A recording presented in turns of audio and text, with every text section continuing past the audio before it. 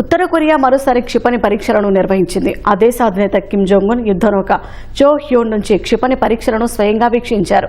ఆదివారం జరిగిన ఈ పరీక్షల్లో 2 వ్యూహాత్మక క్రూయిజ్ క్షిపణులు, 3 యాంటీషిప్ క్షిపణులను ప్రయోగించినట్లు ఆ దేశ అధికారిక మీడియా వెల్లడించింది. సముద్రంలోని లక్ష్యాలను క్షిపణులు ఖచ్చితత్వంతో తాకాయని తెలిపింది. క్షిపణి పరీక్షల అనంతరం మాట్లాడిన ఉత్తర కొరియా అధినేత కిమ్ తమ నౌకాదళానికి అణు ఆయుధాలను సమకూర్చే ప్రక్రియను వేగవంతం చేస్తామని అన్నారు. అణుదాడుల సామర్థ్యాన్ని మరింత విస్తరిస్తామని తెలిపారు. ప్రస్తుతం నిర్మాణంలో 2 డిస్టార్ యుద్ధ నౌకలపైన కిమ్ సమీక్ష నిర్వహించారు. వాటికి అమర్చే ఆయుధ వ్యవస్థల గురించి అధికారులను అడిగి తెలుసుకున్నారు. 5,000 టన్నుల సామర్థ్యం కలిగిన చోహ్యోన్ యుద్ధ నౌకను గతేడాది ఏప్రిల్లో ఉత్తర కొరియా మొదటిసారి ప్రదర్శించింది. ఇది అణు సామర్థ్యం గల బాలిస్టిక్ క్రూయిజ్ క్షిపణులతో పాటు విమాన విధ్వంసక ఆయుధాలను మోసుకెళ్లగలదు.